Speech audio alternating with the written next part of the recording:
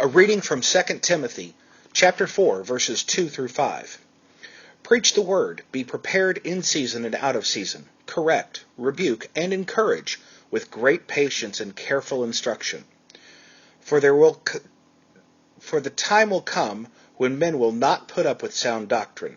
Instead, to suit their own desires, they will gather around them a great number of teachers to say what their itching ears want to hear. They will turn their ears away from the truth and turn aside to myths. But you, keep your head in all situations, endure hardship, do the work of an evangelist, discharge all the duties of your ministry. Good evening, everyone. This is the East Coast Conservative Vodcast. My name is Hatton Humphrey, and I thank you for watching. Kind of an odd way to open, but I did so on purpose. I mentioned on the podcast last week about a group of pastors that on October 7th will be preaching political message. It's no other way to put it. Basically, what they're going to be doing is looking at the candidates and how they stand on the issues and make an endorsement. That verse that I just read, the first part, through with patience and careful instruction, is actually their biblical reference and call to action for the pastors.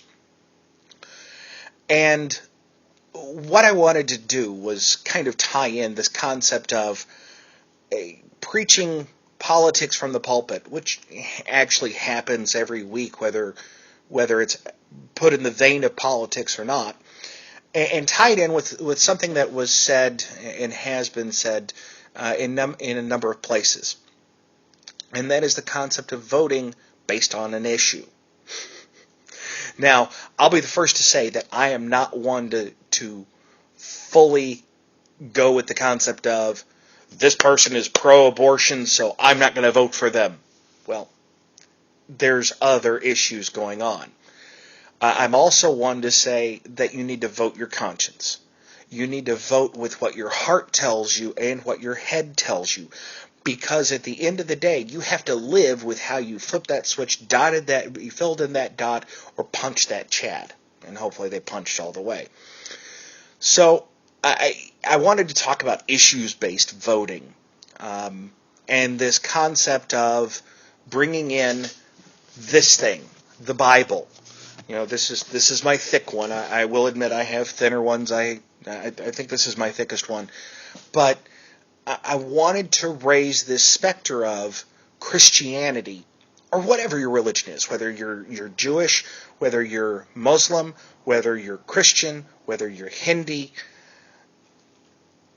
Those religious beliefs shape your moral fiber, I guess is the only way to put it.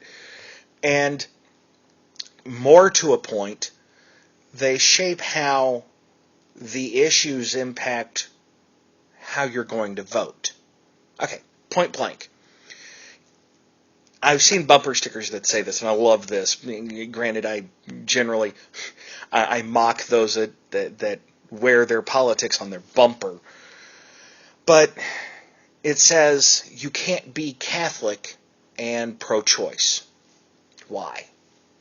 Why? Why can't you be Catholic and pro-choice? I mean, Joe Biden is, right? Well, okay, let's look at that from the aspect of an issue. And pro-choice and abortion rights are coming up just because that's where we're talking, where a lot of the media is talking, but it's also because that's honestly the first thing that came to my head. The Catholic Church views abortion as murder. Point blank. That's the teaching of the religion. That's the teaching of the religious fathers. That's the teaching of what the Catholics call their catechism. Catechism is more than school for Catholics. Catechism is the whole book of what the Catholic Church views in the world. Okay. So from a Catholic perspective, that's an issue. Well, the Catholics have other issues. And amazingly, most of them fall in line with, I'm not going to say fall in line with a conservative viewpoint, because let's face it, a church is not a political organization, but a church's views, when looked at through a secular spectrum, have to, the secularists in the world have to look at, oh my God, they're Christians, so they're always going to be this and that and this and that and this and that. It's the teachings of the church. It's the teachings of the religion. It's the teachings of the doctrine.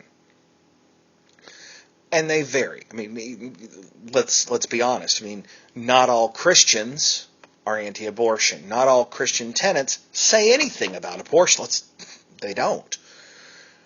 But what we have is this group of churches that is now going to get up in the pulpit and say, okay, here's what our church teaches. Here's where the candidates line up on it.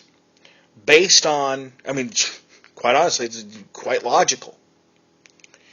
Based on the fact that our church doctrine teaches this about welfare, this about the homeless, this about the military, this about government debt, this about marriage, this about abortion, and this about, list your issues. Come on. You can come up with more ideas than I can, probably. But this concept of telling the parishioners point blank, okay, you sit in these pews, you listen to me speak every week. You may or may not put money in the basket. You may or may not help out with X, Y, or Z that the church does. But this is what our church says. Here's where the politicians stand. President Obama, he's here, here, here, here, and here. Mitt Romney, he's here, here, here, here, and here. Based on that lineup, coupled with our teachings, I'm going to recommend, I'm going to say vote for Obama, or I'm going to say vote for Romney.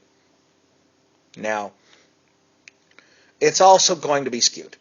Let's not kid ourselves here. We are going to be seeing, recommendations made based on location, based on race, based on the political concepts that the religious leaders have as well. It's not going to be, it may seem like it's going to be cut and dried. Oh, they're all going to recommend Romney. Well, we don't know that. We won't know that until October 7th. So, the pastors are doing their job. The letter to Timothy, just a little bit of preaching here myself. The letter to Timothy, it's the second letter from the Apostle Paul to the man who Paul considered his prodigy. The man who Paul put all of his teachings to, who walked with Paul, and he sat with Timothy and counseled him and was like a father figure to him. And he's saying, this is my charge to you. This is what you need to do. You need to be prepared in times when men are going to take this book and go, oh, you know what? I really don't care what this says. This is what I want to hear. La la la la la la la la. You need to be ready to preach to them. So the pastors are going to be following that guidance. Now, as for you, the watcher, the viewer, the listener, I have this advice. Read your Bible. If you're Christian, read your Torah, your Talmud, if you're Jewish. Read your Quran, if you're Muslim. And if your pastor is not one of the 1,000 or so that has signed on with this pledge, I challenge you. Take your own personal views, which is really hard to do, out of the equation. Look at your holy book and see where it tells you to vote. Thanks for watching, everybody. I really appreciate the chance to be in front of you. If you'd like to send comments, send them via email to conservativepodcast@gmail.com. Join us on Sundays for our regular recording session at talkshoe.com. All the information on our show can be found at our website at eastcoastconservative.com. Thanks a lot. Have a great